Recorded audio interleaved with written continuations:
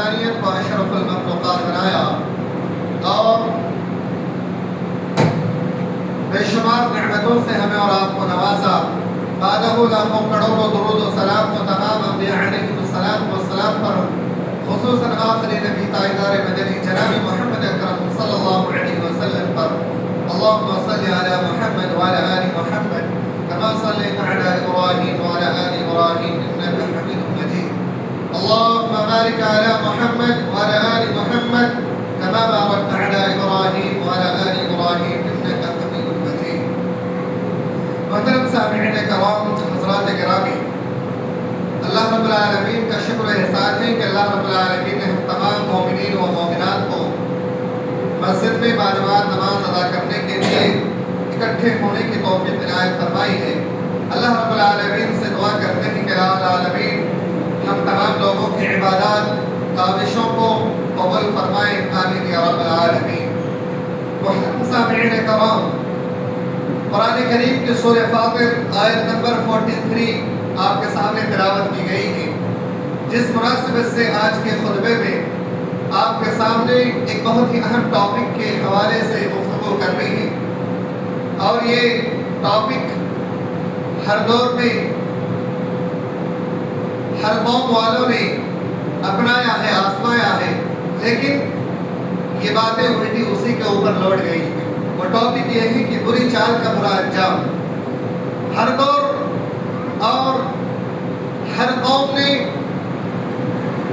یہی چال چلی ہے کہ کسی نہ کسی طریقے سے سامنے والے کو نیچا دکھایا جائے، کسی نہ کسی طریقے سے سامنے والے کو حقیر سمجھا جائے اور اسے بلندیوں کی چوٹی پر پہنچنے سے روک دیا جائے. اور آج ہمارے معاشرے میں، ہمارے سماج کا بھی یہی کچھ حال ہے کہ ہمارے معاشرے اور سماج میں کتنے ایسے لوگ ہیں جو دوسروں کو ہمیشہ نیچا دکھانے کی کوشش کرتے ہیں، ہمیشہ کسی نہ کسی کا نقصان کرنے کی کوشش میں لگا رہتا ہے. کسی کی کامیابی کسی کو راس نہیں آتی ہے. ہر کسی کے کامیابی میں رکاوٹیں کھڑی کرنے کی کوشش سے کرتے ہیں. حتیٰ کہ ہر ممکن یہ کوشش ہوتی ہے کہ اس انسان کو آگے بڑھنے نہ دیا جائے اور اس کے لیے بری چال، بری تدبیریں اپناتے ہیں، لیکن بالآخر وہ بری چالیں، بری تدبیریں اسی کے اوپر لوٹ جاتی ہیں. تو آج اللہ رب العالمین کی اس آیت کریمہ کی مناسبت سے آج آپ کے سامنے بری چال اور بری تدبیر کے حوالے سے چند باتیں آپ کے سامنے رکھیں گے اور جائزہ لیں گے کہ بری چال کا کتنا برا انجام ہوتا ہے. یعنی جو دوسروں کے لیے گڑھا کھودتا ہے وہ انسان خود اپنے گڑھے میں گر جاتا ہے. چال بازیوں میں سب سے پہلی چیز اگر ہم دیکھیں تو چال بازیوں میں سب سے اہم بات یہ ہے کہ انسان جب دوسرے کے لیے چال بازیاں کرنے کی کوشش کی ہے وہ کبھی نہ کبھی اپنے منہ کے بل گر چکا ہے، وہ اپنے منہ کے بل ہی گرتا ہے. اسی لیے اللہ رب العالمین نے انسانوں سے بیان فرمایا کہ انسان جب کسی دوسرے کے لیے بری تدبیر کرتا ہے، بری چال چلتا ہے، تو وہ انسان وہ بری چال اور بری تدبیر اپنے جان کے لیے ہی واپس لوٹ جاتی ہے. اللہ سبحانہ و تعالی نے سورہ یونس آیت نمبر 23 کے اندر اسی چیز کو ذکر فرمایا، یا ایھا الناس انما بغیکم علی انفسکم، اے لوگوں تمہاری سرکشی تمہاری جانوں پر ہی ہے. یعنی انسان اگر کسی دوسرے کے لیے سرکشی کو اختیار کرتا ہے، بری چال چلتا ہے، بری تدبیر کو اختیار کرتا ہے، تو وہ اسی کی جان پر لوٹ جاتی ہے. اسی طریقے سے اللہ رب العالمین نے فرمایا فَمَن نَكَثَ فَإِنَّمَا يَنكُثُ عَلَى نَفْسِهِ، پھر جس نے عہد توڑا تو در حقیقت وہ اپنی ہی جان پر عہد توڑتا ہے. اسی طریقے سے ایک اور مقامات پر اللہ رب العالمین نے فرمایا وَأَنَّ اللَّهَ لَا يَهْدِي كَيْدَ الْخَائِنِينَ، کہ اللہ رب العالمین خیانت کرنے والوں کی چال کو کامیاب نہیں کرتا ہے. تو یہ ساری تدبیریں جو انسان دوسروں کے لیے اپناتا ہے، یقیناً وہ انسان اپنے منہ کے بل گرتا ہے اور منہ کی کھاتا ہے. محترم سامعین کرام، ان آیتوں کو آپ کے سامنے رکھنے کے بعد جو سب سے اہم بات آپ کے سامنے رکھنی ہے وہ یہ کہ اولین دور میں بھی مکاریاں کی ہیں، چال بازیاں کی ہیں. ہمارے دور میں بھی یہ چال بازیاں، یہ مکاریاں ہو رہی ہیں اور ہوتی آ رہی ہیں. آج کی تاریخ میں ہمارے سماج اور معاشرے میں دیکھیے کہ ہر انسان ایک دوسرے کے پیچھے پڑا ہوا ہے، کسی نہ کسی طریقے سے اس کو نیچا دکھانے کی کوشش میں لگا رہتا ہے. چاہے وہ کسی بھی کیٹیگریز کے لوگ ہوں، کسی بھی کیٹیگریز کے انسان ہوں، ہر انسان کبھی بھی اپنے بھائی کے لیے بہتر تدبیر نہیں اپناتا ہے. ہر کے انسان بھی اپنے دوسرے بھائی کو نیچا دکھانے کی کوشش کرتا ہے، اسے سپورٹ نہیں کرتا، اسے آگے بڑھانے کی کوشش نہیں کرتا. جبکہ اللہ کے رسول صلی اللہ علیہ وسلم نے ارشاد فرمایا کہ اگر تمہارا کوئی مومن بھائی کسی مجبوری میں ہو، کسی پریشانی میں ہو، تو اس کو آگے بڑھانے کی کوشش کرو، نہ کہ اس کو پیچھے کھینچو. تو میرے بھائیوں، ہمارے سماج معاشرے میں اگر کوئی بھائی آگے بڑھنے کی کوشش کرتا ہے، کامیابی کی دہلیز پر قدم رکھنے کی کوشش کرتا ہے، تو دوسرے بھائی کو یہ چیز بڑی ناگوار گزرتی ہے اور اسے کسی نہ کسی طریقے سے نیچے کھینچنے کی کوشش کرتا ہے اور اسے نیچے گرانے کی کوشش کرتا ہے. ایک اور بڑی حقیقت یہ ہے کہ مسلمانوں کے خلاف ہر دور میں، ہر سماج میں، ہر قوم میں ہمیشہ چال بازیاں چلی گئی ہیں اور یہ اولین دور سے چلتا آ رہا ہے. ہمارے دور میں، ہمارے سماج میں آج مسلمانوں کے خلاف بڑی چال بازیاں چل رہی ہیں.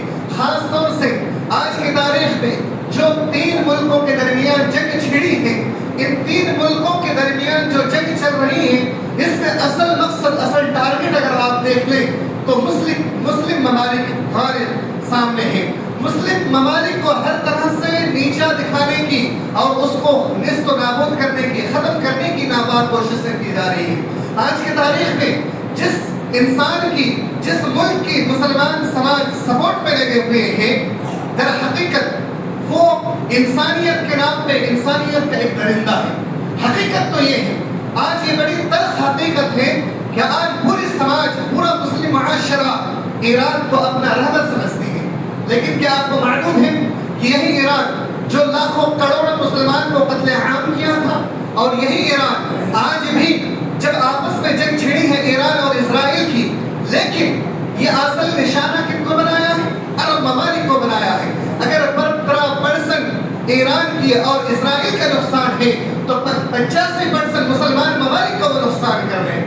تو یہ بات کلیئر ہے، واضح ہے کہ انسان اپنی چال بازیاں چل کر کے یہ لوگوں کو دکھانا چاہتا ہے کہ کسی نہ کسی طریقے سے مسلمانوں کو نیچا دکھا جائے اور مسلمانوں کا رہبر بن کر کے مسلمانوں کے درمیان ہی رہ کر کے مسلمانوں کو نیست و نابود کیا جائے. یہ وہی چال بازیاں ہیں جو اللہ کے رسول صلی اللہ علیہ وسلم کے دور میں اللہ کے رسول صلی اللہ علیہ وسلم کی صف میں شامل ہو کر کے منافقین کیا کرتے تھے. ان کی چال بازیاں یہ ہوتی تھی کہ وہ اللہ کے رسول صلی اللہ علیہ وسلم کے ساتھ آتے اور مسجدوں میں پہلی صف میں آ کر کے اللہ کی عبادت کیا کرتے تھے. سارا سماج یہ سمجھتا تھا، سارا مسلم معاشرہ یہ سمجھتا تھا کہ ہمارے سماج میں، ہمارے معاشرے میں اس انسان سے بڑھ کر کے کوئی موحد، کوئی پکا سچا مومن مسلمان نہیں ہے. لیکن در حقیقت مسلم سماج کے اندر وہ انسان ایک درندے کی شکل میں رہتا تھا اور مسلمانوں کی باتوں کو لے کر کے وہ غیروں تک پہنچایا کرتا تھا اور آپس میں لڑانے اور جھگڑا پیدا کرنے اور فساد پھیلانے کے کام کیا کرتا تھا. جب اللہ کے رسول صلی اللہ علیہ وسلم ان سے پوچھتے کہ تم تو ان کے ساتھی ہو، تو وہ کہتے قالوا انک لنشهد انک لرسول اللہ، کہتے ہیں اللہ کے رسول صلی اللہ علیہ وسلم ہم تو ابھی آپ کے اوپر ایمان لے کر کے آئے، ہم شہادت دیتے ہیں. اور یہی قوم اور یہی سماج اور یہی سماج کے رہنے والے لوگ جب دوسرے قوم والوں سے ملتا تو کہتے قالوا انا معکم، ہم تو تمہارے ساتھ ہیں، ہم تمہارے ساتھ ہیں. میرے بھائیوں، آج ہمارے حال بھی کچھ ایسا ہی ہے کہ مسلم سماج کے اندر، مسلم سماج میں اپنا نام بلند کر کے مسلم سماج ہوئی کو نیست و نابود کرنے کی ناپاک کوششیں کر رہے ہیں. میرے بھائیوں، اللہ رب العالمین نے ہر دور کے مکاروں کو، ہر دور کی مکاریوں کو نیست و نابود کیا ہے اور انشاءاللہ العزیز آج کی تاریخ میں بھی یہی مکاریاں ختم کی جائیں گی. سب سے بڑی حقیقت، آج 30 تاریخ ہے، 31 تاریخ کو ایک بہت بڑا فیصلہ لیا گیا. جانتے ہیں وہی انسان جو مسلم معاشرہ کا رہبر بنا پھرتا تھا، فلسطین کے اوپر ایک بہت بڑا فیصلہ لیا گیا کہ فلسطینی جتنے بھی اسرائیل کے قید میں لٹکا دیا جائے. اور جتنے بھی فلسطینی ہیں وہ اگر کسی اسرائیل کو ایک موقع بھی مارتا ہے, اسرائیل اس کو اگر گالی دیتا ہے تو اس کو فوراً پکڑ کر کے پھانسی میں لٹکا دیا جائے. یہ وہی تاریخ دہرائی گئی ہے میرے بھائیوں, جو اللہ کے رسول صلی اللہ علیہ وسلم کے ساتھ ایک عہد لیا گیا تھا. وہ عہد یہ کہ اللہ کے رسول صلی اللہ علیہ وسلم آپ کے پاس اگر کوئی یہودی, کوئی مشرک اگر آپ کے پاس جاتا ہے تو آپ اسے صحیح سالم ہمارے تک لوٹا دیں گے, اور اگر کوئی مسلمان ہمارے پاس آتا ہے تو ہم اسے واپس نہیں لوٹائیں گے بلکہ اسے قتل کر دیں گے. یہ معاہدہ ہوا تھا. صرف یہی معاہدہ آج کی تاریخ میں دہرا دی گئی ہے, اور فلسطین کے اوپر یہ ظلم و زیادتی کی جا رہی ہے. یہ ظلم و زیادتی کرنے والے کوئی اور نہیں ہے, مسلمانوں کے ساتھ رہنے والے ایک درندہ ہے میرے بھائیوں. اس لیے اس بات کو آپ سمجھیں کہ مسلمانوں کے ساتھ ہمیشہ چال بازیاں مکاریاں ہوتی آ رہی ہیں اور یہ قیامت تک ہوتا رہے گا.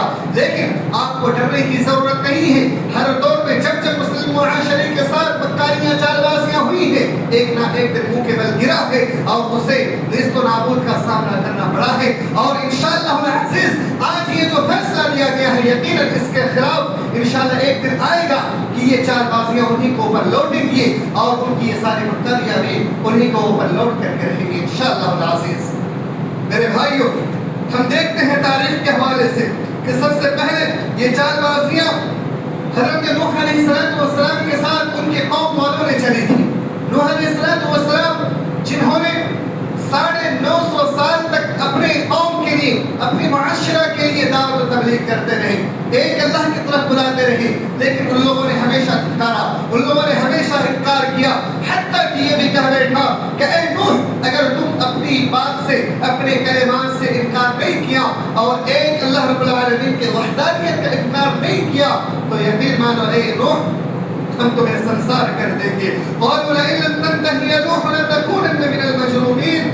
فرمایا کہ اگر تم ہماری باتوں کو نہیں مانتے اور تم اپنے معبود حقیقت کا انکار نہیں کرتے تو ہم تمہیں رجم بھی کریں گے اور سنسار کر دیں گے اور تمہیں برباد ہلاک کر دیں گے. میرے بھائیوں, نوح علیہ السلام 950 سال تک صبر کرتے رہے اور بالآخر جب اللہ رب العالمین کا حکم آیا تو کشتی بنانا شروع کر دیے. جب کشتی بنا رہے تھے نوح علیہ السلام کی قوم کہتے کلما مر علیہ ملأ من قومه سخروا منه, جب کبھی اس کے قوم کے کوئی سردار نوح علیہ السلام کے پاس سے گزرتے تو ہنستے اور مذاق اڑاتے. جواب نوح علیہ السلام کہتے قال ان تسخروا منا فإنا نسخر منكم كما تسخرون فسوف تعلمون من يأتيه عذاب يخزيه. نوح علیہ السلام کہتے اے میری قوم والو, تم آج مجھ پر ہنس رہے ہو, ایک دن آئے گا, ایک وقت آئے گا کہ میں تم پر ہنسوں گا اور میں تمہارا مذاق اڑاؤں گا. بالآخر وہ دن آیا کہ وہ نوح علیہ السلام کے وہ سارے قوم جب ڈوبنے لگے, غرق ہونے لگے تو پھر اسے کوئی بچانے والا نہیں آیا اور اللہ رب العالمین کے سوا کوئی اس کا مددگار بھی نہیں تھا. میرے بھائیوں, نوح علیہ السلام کی چال بازیاں, نوح علیہ السلام کو نیست و نابود کرنے والے لوگوں کی چال بازیاں لوٹ کر کے انہیں کے اوپر آ گئی. لیکن نوح علیہ السلام گھبرائے نہیں, تقویٰ اختیار کیے رہے اور صبر کا دامن پکڑے رہے. میرے بھائیوں, آج بھی ہمیں ضرورت ہے کہ آج ہم بھی تقویٰ کا دامن اختیار کیے رہے. آج ہمیں بھی ضرورت ہے کہ صبر کا دامن اختیار کیے رہے. صبر اور تقویٰ دونوں بہت اہم ہیں میرے بھائیوں, دونوں کو نہیں چھوڑنا ہے. صبر کی انتہا دیکھیے, موسیٰ علیہ السلام کے ساتھ کتنا بڑا معاملہ پیش کیا گیا.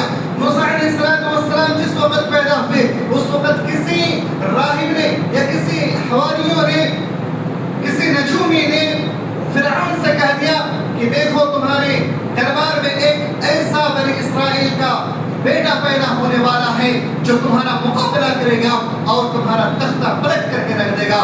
فرعون کو یہ بات بڑی گرا گزری کہ میرا تختہ پلٹنے والا ہونا کون ہے, اور بنی اسرائیل جسے ہم حقیر سمجھتے ہیں, جو ہمارے سامنے وہ غلامیت کی زندگی گزارتا ہے, وہ ہمارا تختہ پلٹ دے گا, یہ کیسے ہو سکتا.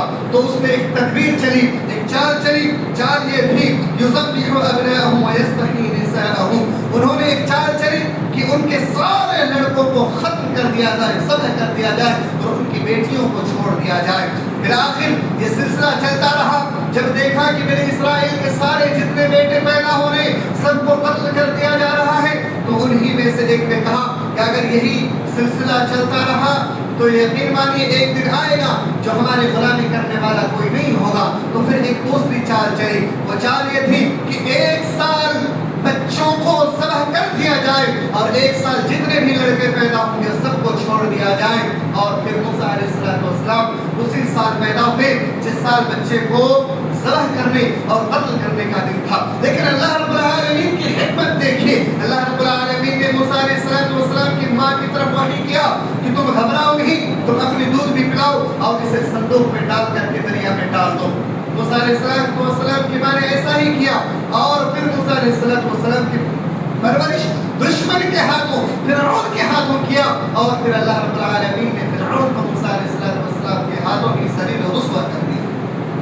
بس یہی تک بات نہیں رہی بلکہ موسیٰ علیہ السلام جب نبوت کو لے کر کے موسیٰ علیہ السلام فرعون کے دربار میں حاضر ہوا تو فرعون نے کہا یہ کھلم کھلا جادو ہے, لہذا میں بھی بہت سارے جادوگروں کو بلاتا ہوں, تم ان کا سامنا کر کے دکھاؤ. موسیٰ علیہ السلام نے کہا ٹھیک ہے, میں تمہاری اس چنوتی کو مانتا ہوں, سویکار کرتا ہوں, اقرار کرتا ہوں, تم چاہے جتنے بھی جادوگروں کو بلانا چاہو بلا لو. فرعون نے پوری دنیا کے جتنے بھی بڑے بڑے جادوگر تھے سب کو بلایا, سب کو اکٹھے کیا اور سارے لوگوں کو میدان میں جمع کیا. اور میدان میں جمع کرنے کے بعد فرعون کے جتنے بھی جادوگر تھے, ساحر تھے, ان سارے لوگوں نے اپنی جادوگری کو زمین میں پھینکنا شروع کیا. موسیٰ علیہ السلام بھی کہنے لگے یہ تو حقیقت میں جادو جیسا ہی نظر آ رہا, در حقیقت ایسا لگ رہا تھا کہ یہ حقیقت میں ساری چیزیں ہیں. وہ کچھ رسیاں سامنے پھینکتے اور وہ سانپ کی شکل میں حرکتیں کرنا شروع کر دیتا. لیکن اللہ رب العالمین نے حکم دیا کہ اے موسیٰ گھبراؤ نہیں, تم اپنی لاٹھی کو نیچے ڈال دو. موسیٰ علیہ السلام نے جیسے اپنی لاٹھی کو ڈالا وہ سارے کے سارے جھوٹے جتنے بھی جادو تھا وہ سب کے سب یہ موسیٰ علیہ السلام کی لاٹھی میں نگلنا شروع کر دیا. وہ سارے کے سارے جادوگر دیکھے اور دیکھنے کے بعد میں وہ کہنے لگا کہ یہ تو کوئی عام جادو نہیں ہے بلکہ یہ تو کوئی خاص معجزہ ہے. لہذا تمام کے تمام جادوگر فوراً سجدے میں گر پڑے اور کہا رب موسیٰ و ہارون, ہم آج ہی سے موسیٰ اور ہارون کے رب پر ایمان لے کر کے آتے ہیں. بس بات یہیں تک نہیں رہی بلکہ جب سارے جادوگروں نے اور پوری قوم والوں نے وہاں پر اسلام قبول کر لیا, موسیٰ علیہ السلام پر ایمان لے آئے, اللہ رب العالمین پر ایمان لے آئے, تو دھمکی دینا شروع کر دیا. اے موسیٰ, اے بنی اسرائیل, اے جادوگر, اگر تم اپنے آپ کو موسیٰ کے دین سے انکار نہیں کیے تو تم سب کو قتل کر دیا جائے گا. تو سارے لوگ ڈٹے رہے اور کہا کہ نہیں, یہ نہیں ہو سکتا, ہم نے ایک رب پر ایمان لے آیا ہے, اب ہم چاہے قتل بھی کر دیے جائیں تو ہم اپنے دین کو نہیں چھوڑ سکتے. تو ان لوگوں نے تقوی اختیار کیا اور صبر کا دامن پکڑے ہیں. اللہ رب العالمین نے موسیٰ علیہ السلام کے ساتھ ان تمام لوگوں کو آباد کر دیا اور زمین کا خلیفہ بنا دیا.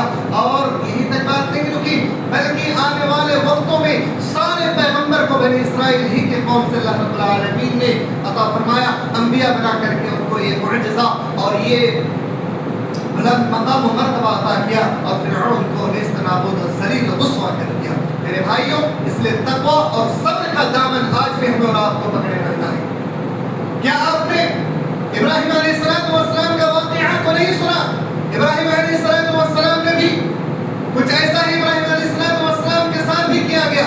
ابراہیم علیہ السلام نے جب پوچھا کہ تم ایسے معبودوں کی عبادت کیوں کرتے ہو جو نہ بول سکتے ہیں, نہ کھا سکتے ہیں, نہ پی سکتے ہیں, نہ تمہیں نفع پہنچا سکتے ہیں, نہ نقصان پہنچا سکتے ہیں, پھر تمہارے یہ معبود کیسے ہو سکتا ہے جس کو تم نے اپنے ہاتھوں سے بنایا؟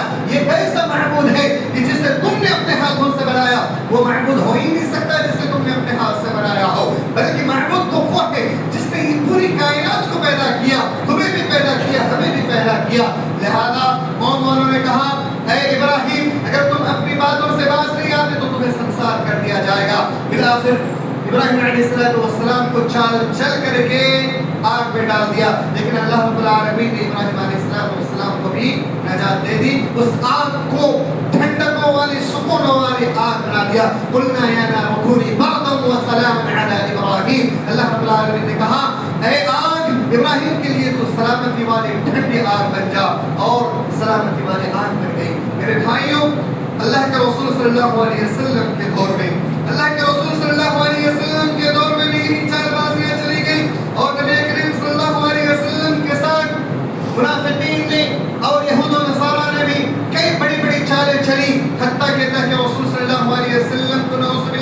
شہید کرنے کی بھی ناپاک کوششیں کی، لیکن ہر بار اللہ رب العالمین نے اپنے نبی کو بچا لیا۔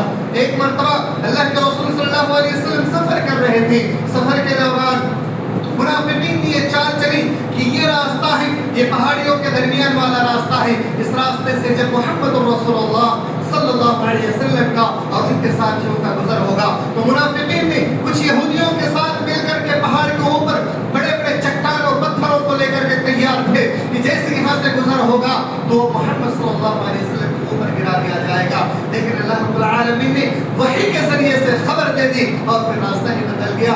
تو منافقین کی چال بازیاں اپنے موقع پر گر گئی اور پھر وہی لوگ ہلاک ہو گئے اور دنیا میں ذلیل و رسوا ہوئے۔ یہیں تک بات نہیں رکی، بلکہ کچھ لوگ اللہ کے رسول صلی اللہ علیہ وسلم کے پاس ایک قبیلے والے آئے اور آ کر کے اللہ کے رسول صلی اللہ علیہ وسلم کے سامنے آ کر کہنے لگے، اللہ کے رسول صلی اللہ علیہ وسلم ہم دیہات کے رہنے والے ہیں اور ہم اونٹوں کو چرانے والے ہیں، لہذا ہم اسلام کو قبول کرتے ہیں۔ ان لوگوں نے اسلام قبول کیا اور ان لوگوں کو کچھ بیماریاں تھیں، بیماریاں ہونے کی وجہ سے ان لوگوں نے اللہ کے رسول صلی اللہ علیہ وسلم سے اجازت طلب کی، اللہ کے رسول صلی اللہ علیہ وسلم ہمارے لیے دعا کیجیے کہ ہمیں اللہ رب العالمین شفا یاب کر دے۔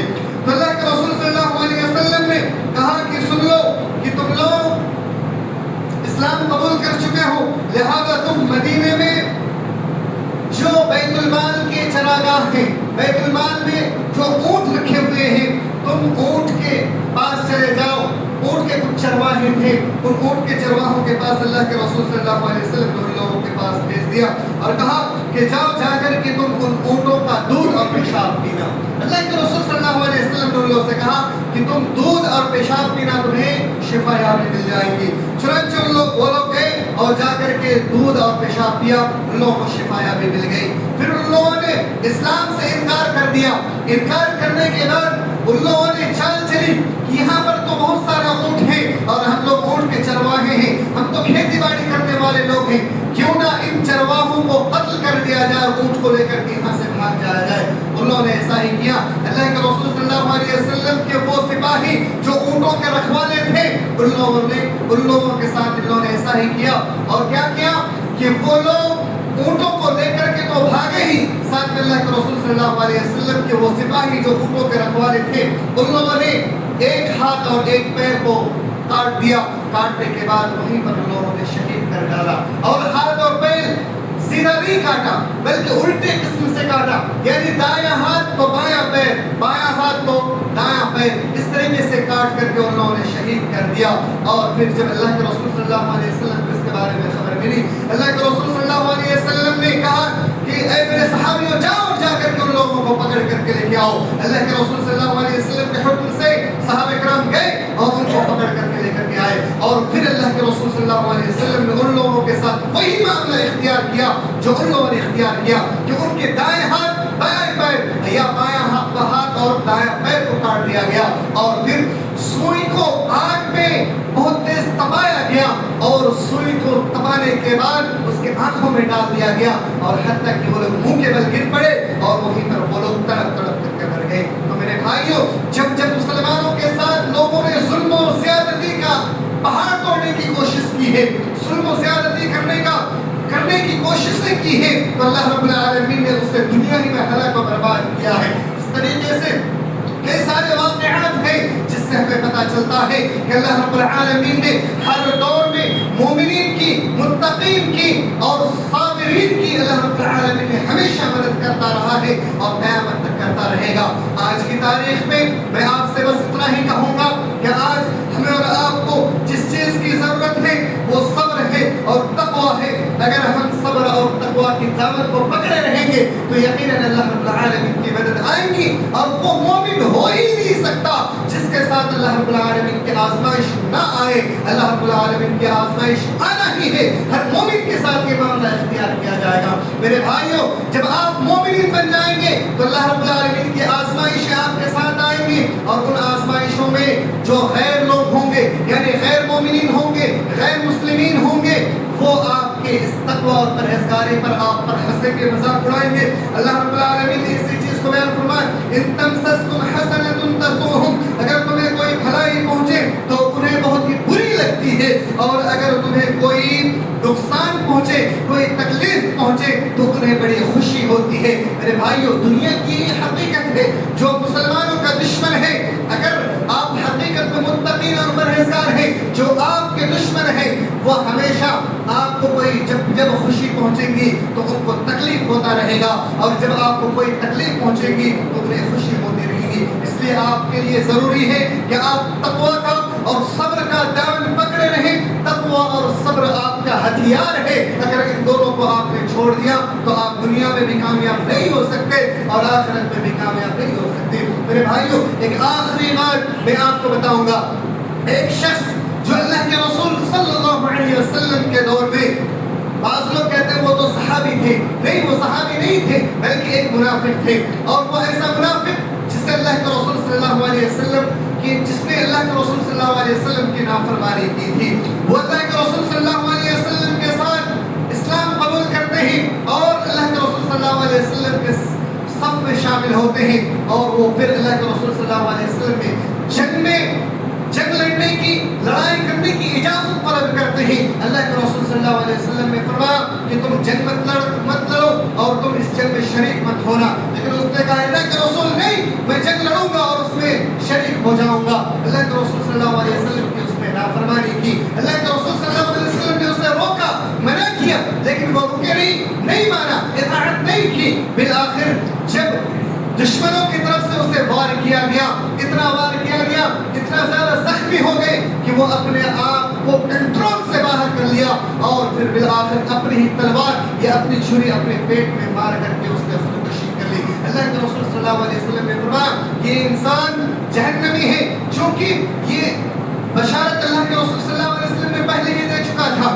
कि वो इंसान खुदकशी करेगा और ये इंसान अल्लाह के रसूल सल्लल्लाहु अलैहि वसल्लम की नाफरमानी करेगा। मेरे भाइयों, तो तक़वा और सब्र का दामन पकड़ के रखना जरूरी है, और आपको चाहे कितनी भी मुसीबतें क्यों ना आ जाए, आपको हमेशा डटे रहना, जमे रहना है, और ये मोमिनीन की सिफत है, और मोमिनीन के साथ ये मामला होता रहता है। इसलिए मेरे भाइयों, दुनिया में बड़ी बड़ी परेशानियां आई चली गई, और आपके साथ भी बड़ी बड़ी परेशानियां आनी है और आएंगी, और वो भी चंद दिनों के लिए परेशानियां आएंगी और चली जाएंगी। अगर आपने सब्र का दामन पकड़ा रहा और तक़वा का दामन इख्तियार किए रहा, यकीन मानिए आप कामयाब होने से आपको कोई नहीं रोक सकता। अल्लाह रब्बुल आलमीन के नज़दीक आप कामयाब हो जाएंगे और अल्लाह रब्बुल आलमीन को राज़ी कर बैठेंगे। इसलिए मेरे भाइयों, सब्र का दामन और तक़वा का दामन पकड़े रहें, इसी में कामयाबी है। बहुत सारी मुश्किलात आएंगी, आज आप पर मुश्किलात है, दुनिया वाले आप पर हंस रहे हैं, यकीनन वो दिन आएगा जिस दिन आपके लिए अल्लाह रब्बुल आलमीन की तरफ से खुशियां आएंगी, आप खुशियां मनाएंगे, और सामने वाले हंसने वाले लोग निस्बत नाबूद होंगे और वो लोग ज़लील और रुस्वा होंगे, खार होंगे। इसलिए आप तक़वा का दामन इख्तियार कीजिए, मस्जिदों को आबाद कीजिए और अल्लाह और उसके रसूल की इताअत और फरमाबरदारी कीजिए, सब्र का दामन पकड़े रहिए। इंशाअल्लाह अज़ीज़ अल्लाह रब्बुल आलमीन की मदद आएगी और अल्लाह रब्बुल आलमीन की नुसरत आने से कोई रोक नहीं सकता है। अल्लाह रब्बुल आलमीन से दुआ करते हैं, इलाहुल आलमीन तमाम उम्मत मुस्लिमा को कहने सुनने से ज़्यादा तक़वा और परहेज़गारी इख्तियार करने की तौफ़ीक़ इनायत फरमा। इलाहुल आलमीन हम तमाम उम्मत मुस्लिमा पर जो कोई भी मुसीबत आए, या अल्लाह उस पर सब्र का दामन इख्तियार करने की तौफ़ीक़ इनायत फरमा। इलाहुल आलमीन हम तमाम उम्मत मुस्लिमा को हमेशा ईमान की हालत के बाकी याद रख। इलाहुल आलमीन जब हमारा खात्मा हो तो खात्मा बिल खैर हो। आमीन या रब्बल आलमीन। व आखिर दावाना